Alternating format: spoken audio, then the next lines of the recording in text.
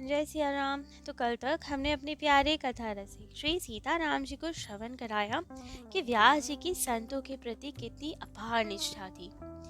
वैसे ही एक और उदाहरण, एक और कथा मिलती है कि इनकी संत निष्ठा कितनी अद्भुत थी। इतनी अद्भुत कि उनके आगे तो ये अपने परिवार किसी को महत्व नहीं देते थे। तो हुआ एक बार ये कि इनकी एक पुत्री थी रत्नाबाई। उनका विवाह था, बारात आने का समय था। अब तो इन्होंने देखा कि बारात के लिए बहुत सुंदर सुंदर व्यंजन बने हैं और एक जगह सब सामान रखा हुआ है। अब जैसे ही इन्होंने इतने सुंदर पकवान देखे तो मन में एक ही विचार कि ये सब तो संतों के पाने योग्य है। और बस ये विचार आते ही अब वे कहाँ रुके, जाके सब कुंजों में से खूब संतों को बुला लाए, पीछे के दरवाजे से अंदर लिया और पोटली बांध बांध के सबको खूब प्रेम से सब सामान दे दिया और कहा अपनी अपनी कुंजों में ठाकुर जी को भोग लगा के पाइएगा। अब तो सब संतों को पोटली बंधवा दी और सब अपनी कुंजों में ले गए। तब तो ये बहुत प्रसन्न कि आज तो बढ़िया काम हो गया। अब जैसे ही अब बाराती पहुंचे और घर वालों ने देखा उनके स्वागत के लिए, तो सब भंडार गृह खाली, केवल कुछ चूरा चार सा बचा हुआ था, थोड़े दाल चावल आदि और कुछ भी नहीं था। तब तो सब बहुत हैरान कि इतनी मिठाइयाँ थी, पकवान थे, गए कहाँ सारे। पूछा गया, किसी को कुछ पता ही नहीं। तब सबको अंदेशा हुआ, इन पे पता चला कि व्यास जी ने ही किया है, सब संतों को पोटली बंधवा के भिजवा दी। तब तो घर वाले सब बहुत नाराज कि यहाँ बाराती आ गए हैं, पुत्री का विवाह है, सहयोग तो कुछ करते नहीं हो उसमें, और जितना पकवान बने सब संतों को दे दिया। अब हम क्या स्वागत करेंगे, कैसे करेंगे। अब सबको इतना झुंझलाया हुआ देखकर व्यास जी ने कहा, चिंता क्यों करते हो, अरे मिठाई नहीं तो दाल भात पूरी साग कुछ भी पवा दो उन्हें। लेकिन परिवार वालों को संतोष कहाँ, वे सब बहुत दुखी इस बात से। तब व्यास जी ने कहा, भला संतों की सेवा जहाँ हो वहाँ किसी वस्तु का अभाव हो सकता है क्या। संतों को पवाने से कभी वस्तु कम नहीं होती, जाओ पुनः देखो जाके भंडार में। अब तो जब भंडार में पुनः जाके देखा तो वही सब अपार सामग्री भरी हुई थी। तब तो सबने बारातियों का खूब डटकर स्वागत किया, खूब प्रेम से सब व्यंजन पवाए गए और पुत्री का विवाह हो गया। परंतु ये सम्मिलित नहीं हुए विवाह में, वहीं निराश होकर अपना भजन में बैठे रहे। तब तो जब विदाई की घड़ी आई, तब रत्नाबाई जी आई अपने पिता से भेंट करने, आशीर्वाद लेने। जैसे उन्होंने इन्हें प्रणाम किया, आशीर्वाद चाहा, तब तो इन्होंने बेटी को उपदेश दिया और कहा कि तुम श्रीधाम वृंदावन छोड़ के क्यों जा रही हो, ऐसे विवाह का ही क्या लाभ जो धामवासी छुड़वा दे। तुम्हें तो चाहिए सब ये अपने आभूषण कीमती वस्तु सब बेच दो और वृंदावन वास करो, किसी भी कीमत पर वृंदावन वास नहीं छोड़ना चाहिए तुम्हें। अब तो व्यास जी का उपदेश कहाँ न लगे किसी को। तो अब पुत्री तो बस, उन्होंने तो अब ठान लिया कि पिताजी ने जो उपदेश दिया है वही पालन करूंगी, वृंदावन से बाहर पांव नहीं धरूंगी। और यही जीवन भर निभाया भी। अब तो सब घर वाले परेशान, इन्होंने तो अपने वो कीमती वस्त्र आभूषण उतार के सादी धोती पहन ली कि हम वृंदावन वास नहीं छोड़ेंगे। घर वाले परेशान कि अब क्या करें, दुल्हा सामने खड़ा है, समधी आए हुए हैं, क्या हो गया, क्यों नहीं जा रही ये। तब तो इन्होंने कहा वृंदावन वास नहीं छोड़ना। तो अब सब परेशान समझा समझा के, लेकिन कन्या ना माने। तब तो दूल्हे को बोला गया कि आप जाके समझाएं, आपकी बात शायद मान ले। लेकिन अब दूल्हे जी आए तो व्यास जी ने उन्हें भी उपदेश दिया और अब ऐसा उपदेश दिया कि उन्होंने भी ठान लिया कि अब तो वृंदावन से बाहर नहीं जाना। तो अब इनकी पुत्री और दामाद दोनों ही वृंदावन वास करने लगे। एक बार इनके समधी आए इनसे मिलने, कहा कि ये अच्छे हमें यहाँ विवाह किया पुत्र का, इन्होंने तो पुत्र ही रख लिया, क्या करे, बात की जाए, किसी तरह तो यहाँ से बाहर निकले। ये क्या तरीका हुआ कि पुत्र भी यहीं रह गया, पुत्र वधू भी। तब तो इनके समधी आए, सबने बहुत आव भगत की उनकी और इन्होंने पद गाया हरि भक्तन ते समधी प्यारे, आए संत दूर बैठारो, फोरत कान हमारे। दूर देश ते सारे, आए ते घर में बैठारे, उत्तम पालिका सौर सुपोती, भोजन बहुत संवारे। भक्तन को दे चूना चना, को इनको सिलवट न्यारे। व्यासदास ऐसे विमिखिन सम, सदा कढ़े हारे। तो अब इन्होंने ये पद गाया। तब तक वे समधी जानते नहीं थे कि यही है हमारे पुत्र वधू के पिता, क्योंकि बारात में तो ये सामने आए ही नहीं, भजन कर रहे थे। तब तो व्यास जी ने वहां बैठे बैठे इनसे वार्तालाप स्टार्ट की और वृंदावन धाम की महिमा, यहाँ के वास की महिमा खूब समझाई, उपदेश स्टार्ट कर दिया। और ऐसा उपदेश दिया कि अब तो समधी भी वृंदावन वासी हो गए। तब उन्हें पता चला कि ये कौन है। लेकिन अब पुत्री और उनके समस्त ससुराल वाले को भी वृंदावन वासी ही बना दिया इन्होंने। ऐसी अपार निष्ठा थी इनकी धाम में, किसी को भी नहीं चाहते थे कि वे वृंदावन से दूर जाएं, सबको वृंदावन वास मिले, यही इनकी चेष्टा रहती थी। ऐसे ही एक बार हुआ, एक संत तीर्थ यात्रा करते हुए वृंदावन आए और व्यास जी के पास ही रुके। बहुत प्रेमी अनुरागी संत थे और उनका कंठ तो बहुत मधुर था, खूब सुंदर कीर्तन गा गा कर सुनाते थे ठाकुर जी को। अब इससे तो व्यास जी को और सब संतों को, ठाकुर जी को बहुत सुख मिलने लगा। अब वे कुछ दिन तो रहे, उसके बाद उन्होंने आज्ञा मांगी कि हमारे अब ठाकुर जी दे दीजिए, अब हम आगे की यात्रा करेंगे। लेकिन व्यास जी, वे तो चाह ही ना कि कोई वृंदावन से बाहर जाए, वृंदावन वास मिलना चाहिए सबको। तो व्यास जी ने उन्हें रोक लिया। हर महीने कोई ना कोई उत्सव बता बता कर उन्हें रोकते रहे। वे कभी कार्तिक में कहे तो कार्तिक में कहे, इसमें तो बहुत महिमा है वृंदावन वास की, यहाँ तो रहना चाहिए। फिर कोई अगला महीना आए तो माघशीर्ष आए तो बिहारी जी का प्रकट उत्सव, कभी होली का बहाना, कभी कोई बहाना, धीरे धीरे करके हर एक महीने इन्हें रोकते जाएं और वे भी हर उत्सव के नाम पे अब रुकना पड़ता। तब तो उन्होंने कहा कि बहुत वर्ष हो गए हमें, तो यहाँ तो उत्सव चलते ही रहते हैं, लेकिन हमें जाना चाहिए। तब तो वे माने नहीं कि आज तो हम जाएंगे। तब तो व्यास जी ने दिन कर करके रुकने लगे। अभी ना जाइए, अभी बहुत सुबह है, बाल भोग कर लीजिए, फिर तो बहुत गर्मी हो गई, दोपहर हो गई, संध्या को जाइए। संध्या को कहते कि अरे अब तो दिन ढल गया, अभी क्या करेंगे, कल जाइएगा। ऐसे कर करके अनेक दिन फिर रोक लिया। अब तो एक दिन संत भगवान ने सोचा कि व्यास जी तो हमें जाने ही नहीं देंगे, दिन प्रतिदिन ऐसे ही रोकते जाएंगे। तब तो उन्होंने कहा कि आप तो आज हमारे ठाकुर बटुआ दे ही दीजिए, हम इनको अपने पास ही सुलाएंगे आज। और व्यास जी भी समझ गए कि ये ठाकुर जी मांग रहे हैं, अतः प्रातः ही चले जाएंगे, बिना हमसे आज्ञा लिए, बिना हमें बताए। क्या किया जाए? तब तो व्यास जी ने एक बहुत सुंदर तरकीब निकाली। ठाकुर बटुए में उनके ठाकुर जी शालिग्राम जी की जो छोटी सी डिबिया में थे, वे ठाकुर जी को तो अपने ठाकुर जी के पास रख लिया और उस डिबिया में एक छोटी सी चिड़िया पकड़ के बंद कर दी और कहा कि अरे संत भगवान, ठाकुर जी का शयन हो गया है, तो जगाना नहीं इन्हें, ऐसे ही सुले रहने देना, सुबह जब जाएंगे तभी देखा जाएगा, तभी जगाना, अभी मत जगाना, ठाकुर जी सो गए। संत भगवान ने कहा ठीक है भगवान, बहुत सरल चित्त संत थे, भोले भाले से।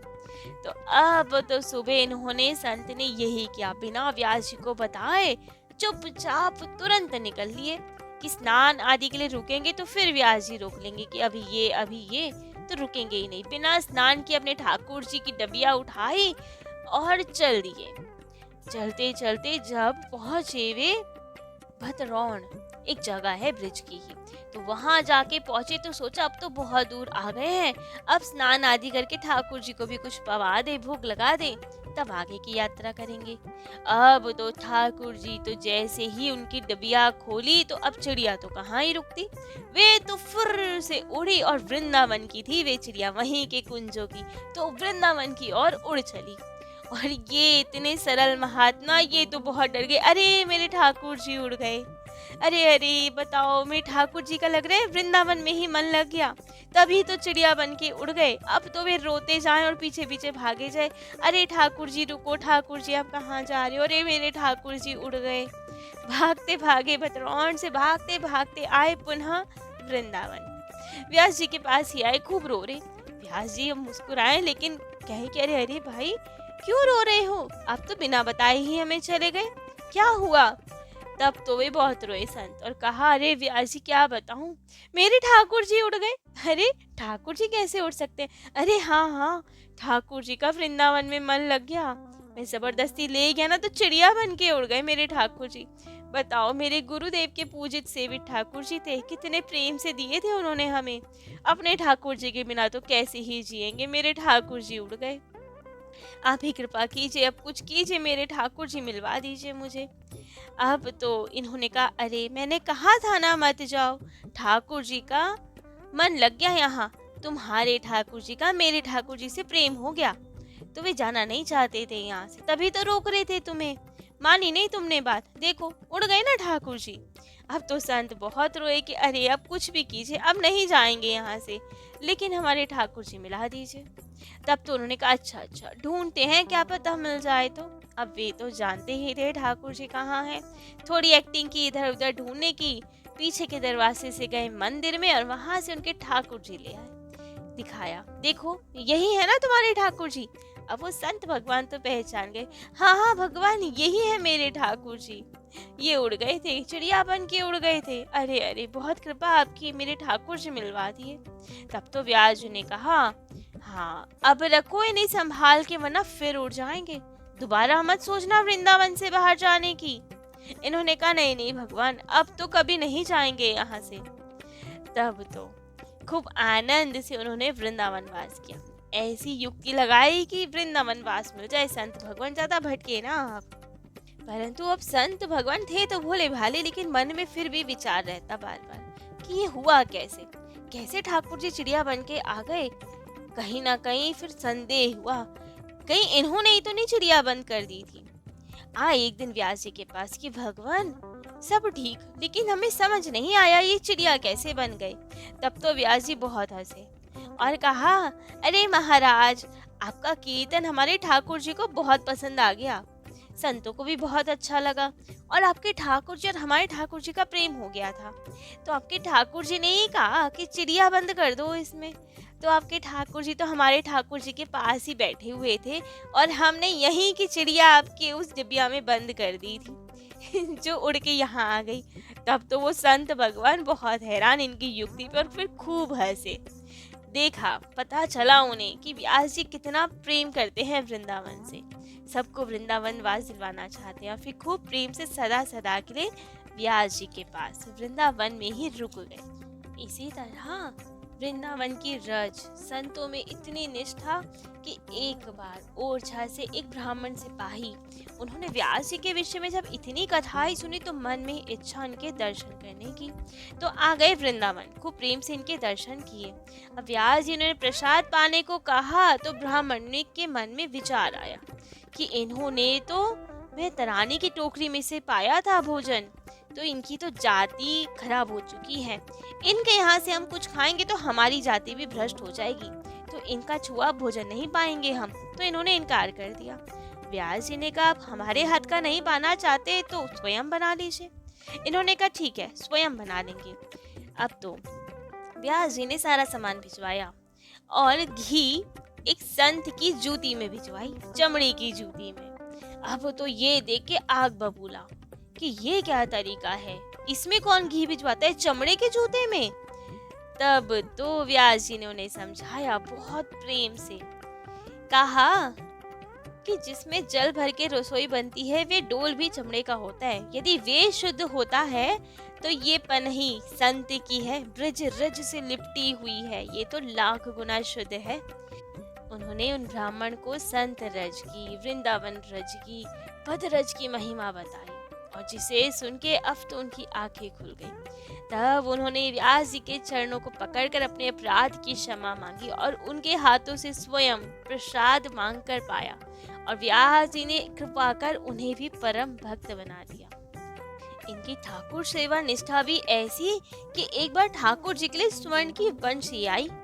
अब ये खूब प्रेम से उन्हें धारण करवा रहे थे, लेकिन अब वंशी थोड़ी मोटी थी और ठाकुर जी की उंगलियां थोड़ी पतली पतली सी छोटी सी थी, जगह ही नहीं थी उसमें कि बंसी धारण हो पाए।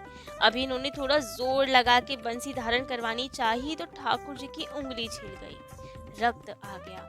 अब तो ये इतने भावुक हुए, हृदय से हर उठा कि ये क्या कर दिया मैंने। गीले कपड़े की पट्टी मानी ठाकुर जी की और मन में अति ग्लानि कि एक वंशी धारण कराने के लिए ठाकुर जी की उंगली छिल गई।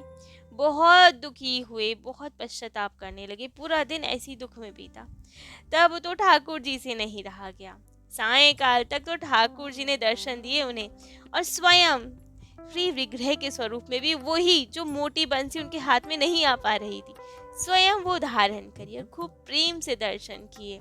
तब तो ये दर्शन देख के ये भाव विभोर हो गए, ठाकुर जी के चरणों में पड़ गए, और ठाकुर जी ने भी इन्हें उठा के बहुत प्रेम से अपने हृदय से लगाया। ऐसे अपने भाव भक्तों के भावों के अनुरूप ठाकुर जी लीलाएं करते हैं। एक बार तो शरद पूर्णिमा की रात, अति सुंदर रास पूर्णिमा जिसे कहते हैं, उस समय प्रिया प्रियतम रास रचा रहे थे। जो लीला स्वरूप होते हैं उनके, जो लीला करते हैं वो स्वरूप, और उनमें तो प्रत्यक्ष आवेश होता ही है श्यामा श्याम जी का। वे केवल कोई कलाकार नहीं होते, उनमें तो प्रत्यक्ष स्वरूप होता है। वो लीला अनुकरण करते हैं तो उनमें वो आवेश आ जाता है।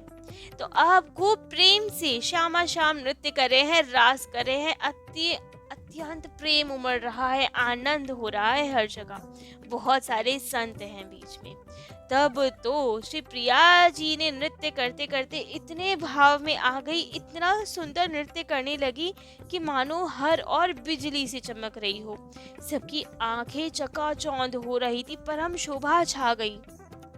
लेकिन उसी बीच प्रिया जी, हमारी राधा रानी के पाँव का नूपुर टूट गया और उसके घुंघरू बिखर गए। अब तो ये देख के सब संतों का मन बेचैन कि रास खराब हो जाएगा, नूपुर ही टूट गए तो लग ना जाए प्रिया जी के। और इसी बीच अब तो जैसे ही व्यास जी ने देखा कि अरे ये क्या हो गया, बाधा ना हो जाए, रास में लग ना जाए, तुरंत अब धागा आदि कहाँ से ढूंढते। ब्राह्मण अब जनेऊ धारण करते हैं, जो बहुत इंपॉर्टेंट होता है, बहुत महत्वता है उसकी। उन्होंने तो तुरंत अपना वही जनेऊ तोड़ दिया, उसी का एक धागा निकाला, तुरंत जाकर वो सब नूपुर के घुंघरू बांधे, और इतनी कलात्मक तरीके से जिससे कि रास में विघ्न न आए। प्रिया जी श्री राधा रानी के चरणों में नूपुर वापस बांध दिए। अब ये इतनी शीघ्रता से हुआ कि बस सब हैरान हो गए देखकर। सब रसिक संत अत्यंत प्रसन्न, और सब ने कहा कि आज तो आनंद आ गया। व्यास जी ने कहा इसे जन्म भर ढोया, जनेऊ को आज काम आया है ये। इस कृत्य से तो सब अति प्रसन्न कि रास में विघ्न नहीं पड़ा और प्रिया जी के पैरों में नूपुर बन गए। तो सर्वत्र इनकी खूब प्रसिद्धि कि ये संतों को तो अति इष्ट मानते हैं। तो अब यही सब विचार करके एक संत जमात ने सोचा कि सब इसे बहुत कहते हैं कि संतों में बहुत निष्ठा है, तो क्यों ना आज इनकी परीक्षा ली जाए। तब तो वे संत मंडली आई इनके पास, और महंत जी ने आते ही ने इशारा किया कि हम सबको बहुत भूख लग रही है, तुरंत जाके भोजन की व्यवस्था करो। तब इन्होंने कहा आप लोग धैर्य रखिए, ठाकुर जी को भोग जा चुका है, अभी प्रसाद आता है तब आपको पवाया जाएगा। अब ये सुन के महंत जी के मन में तो संशय कि मालूम होता है केवल बोलने की बात है, संत को अति इष्ट, क्योंकि इष्ट को तो अमनिया देते हैं, अमनिया अर्थात बिना भोग लगाया हुआ। और जब हमें ही इंतजार करना पड़ रहा है तो मतलब हमें इष्ट नहीं मानते, ठाकुर जी को ही इष्ट मानते हैं। लेकिन व्यास जी का भाव ये था कि संत तो इष्ट ठाकुर जी को मानते हैं, बिना प्रसाद लिए भी पाते नहीं, तो इसलिए भोग प्रसाद देना चाहिए उन्हें।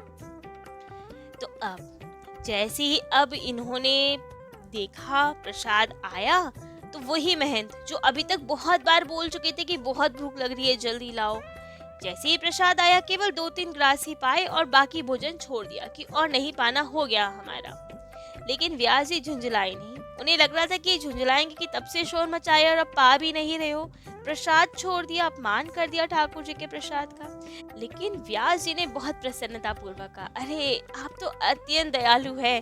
उनकी पट्टल समेट ली और कहा आपने मेरे पे कृपा करके अपनी शीत प्रसादी छोड़ी मेरे लिए, ठीक है ये तो हम पाएंगे आपकी शीत प्रसादी और आपके लिए अमनिया मंगवाते हैं। आप तो हमारे इष्ट हैं, आप प्रसाद नहीं, आप अमनिया पाइए।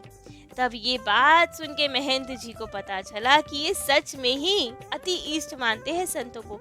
तभी तो अमनिया बिना भोग लगा भोजन हमारे लिए लाने को तैयार है। और तब ये सब देख के उनकी आंखों में से अश्रु प्रवाह बह चला और इनकी भावों को जानकर अब महंत जी ने नतमस्तक हुए इनके चरणों में और खूब प्रेम से उनकी प्रशंसा की। व्यास जी के 3 पुत्र थे, तो अब जब ये बहुत वृद्ध हो गए तो सोचा गया क्यों ना अपनी संपत्ति का बंटवारा कर दिया जाए। लेकिन अब बंटवारा भी बहुत अनोखे तरीके से किया इन्होंने। 3 पुत्र थे तो 3 हिस्से किए संपत्ति के। कैसे? एक हिस्से में तो समस्त अपनी धन संपदा जमीन सब रख दिया। दूसरे हिस्से में अपने वही ठाकुर जी जो प्रकट हुए थे, जिनकी सेवा आदि ये करते थे, दूसरे हिस्से में अपने ठाकुर जी और उनकी सेवा, और तीसरे हिस्से में अपनी माला, कंठी माला, झोली, तिलक आदि ये सब रखा तीसरे हिस्से में। कह दिया कि आप जिसको जो चाहिए वो ले लो। अब सबसे पहला अधिकार तो बड़े पुत्र का, सारे समाज का व्यवहार आदि उन्हें ही संभालना है, तो इसलिए उन्होंने सबसे पहले धन संपदा ये सब चुना, क्योंकि सब व्यवहार उन्हें करना है। दूसरे पुत्र ने उनके ठाकुर जी की सेवा चुनी, क्योंकि उसकी सेवा पूजा में रुचि थी। और तीसरे पुत्र के पास आई माला, कंठी, तिलक। अब तो व्यास जी ने पुत्र को बुलाया, तीसरे पुत्र को, जिनका नाम था श्री किशोरी दास जी, और कहा कि तुम तो सबसे नुकसान में रहे, तुम्हें तो कुछ नहीं मिला, माला, कंठी, तिलक मिली, तो हमें तो बड़ा कोसते होंगे तुम। तब तो किशोरी दास जी ने भाव में भरकर कहा, पिताजी, यदि सबसे पहले चुनने का मौका भी हमें मिलता तो हम यही चुनते। क्यों? इसमें ऐसा क्या है? तब तो पुत्र ने कहा, इसी में तो सब कुछ है, आपके जीवन भर का भजन भाव सब इसी में है। हमें ठाकुर जी के अलावा कुछ नहीं चाहिए, हमें केवल उनका नाम सुन, उनका भजन करना है, तो हमारे लिए तो यही सबसे बड़ी प्रसादी है आपकी। उन्होंने कहा, आप हमारे पिता तो अवश्य, लेकिन हम जानते हैं आप कितने बड़े संत हैं, और बस यही हमारे लिए जीवन सर्वस्व होगी आपकी माला। तुरंत माला, कंठी, तिलक दिया। अब तो ये सब सुन के व्यास जी ने उन्हें अपने हृदय से लगवाया और तुरंत हरिदास जी के पास आई, उन्हें छाप दिलवाई, दीक्षा दिलवाई। अभी तक उन्हें लगता ही नहीं था कोई पुत्र उनके योग्य है जिन्हें दीक्षा दिलवाई जाए, लेकिन आज किशोरी दास जी को देख के बहुत प्रसन्न, खूब प्रेम से हरिदास जी से उनसे दीक्षा दिलवाई, पूरे तरह से समझाए, दिव्य दृष्टि प्रदान की उन्हें, और उसके फल स्वरूप उन्हें धीर समीर घाट पर रास के दिव्य दर्शन हुए। और उस समय रास के दर्शन करते ही किशोरी दास जी ने एक पद गाया, लाल लटकंता यौवन मंता, खेलत रास अनंता, जमुना तीर भीर जुवतन की मध्य राधिका कंता, एक अनेके कर कंज कपोलनि परिरंभण दे हसंता, किशोरी दास के स्वामी बिहारी बिहरत केली करंता। अब इधर तो किशोरी दास जी खूब आनंद से भक्ति करते, पद गायन सुनाते, और उधर एक दिन व्यास जी और हरिदास जी खूब आनंद से रास विलास के दर्शन कर रहे थे। तभी श्री ललिता सखी जी ने यही पद गाया। अब तो व्यास जी के मन में व्याकुलता कि अरे ललिता जी, ये कौन सा पद गा रही हैं जिसमें किशोरी दास नाम की छाप है? ऐसे कौन से संत हैं किशोरी दास जी जो इतने महान संत हैं जिनके पद स्वयं ललिता सखी गाती हैं? है कौन? लेकिन अब छाप आई किशोरी दास के स्वामी बिहारी। ऐसी छाप तो हरिदास जी लगाते हैं, तो जरूर उन्हीं की कोई शिष्य है किशोरी दास जी। इन्हें इतना भान नहीं रहा कि हमारे ही पुत्र हो सकते हैं, क्योंकि अभी तो दीक्षा हुई उनकी, इतने बड़े संत नहीं होंगे अभी वो। तो आए तुरंत व्यास जी के पास, उन्हें सब बताया कि हमें अभी रास का दर्शन हुआ और ललिता सखी ये पद गा रही थी। तब तो हरिदास जी हंसे और बोले, ये और कोई नहीं, आपका ही किशोर है। तब तो व्यास जी समझ गए कि किशोर दास जी पे तो खूब कृपा हो गई हरिदास जी की, और अब खूब आनंद से पिता पुत्र बहुत भक्ति करते, पद गायन करते। अब एक समय के बाद ये बहुत ही सावधान होकर प्रिया प्रियतम जी के निकुंज लीला की सेवा करते थे, क्योंकि अब ये तो सखी अवतार ही हैं, विशाखा सखी के अवतार। तो अब उन्होंने एक पद गाया। नव कुंवर चक्र चूड़ा नृपति, मणि संवार राधिका, तरुणी मणि पट रानी, पल न बिछुरत दो जात, नहीं तहाँ को व्यास महल लिए पिकदानी। इसका अर्थ कि महल की नित्य सेवा में ये पिकदान की सेवा करते थे। तो अब वर्णन आया कि एक बार बादशाह अकबर दरबार में किसी से ये पद सुन रहा था और अर्थ समझ रहा था। तो अब उन्होंने जब ये सुना तो मन में विचार आया कि क्यों ना व्यास जी के दर्शन किए जाएं। जो महल में ये सेवा करती है पिकदाने की, तो समय निकाल के आए वृंदावन, व्यास जी के दर्शन किए और पुनः व्यास जी के मुख से ये पद श्रवण किया। पूरी रात अब भगवत चर्चा में ही बीत गई और व्यास जी तो इतने भाव विभोर, अब ठाकुर जी की वार्ता में तो मन ऐसा रमे कि कुछ याद ही नहीं रहा समय का। तो व्यास जी का बहुत भाव विभोर होकर निकुंज की लीला गान करते रहे, मगन होते रहे। अब भोर हो गई, प्रातः काल हो गई।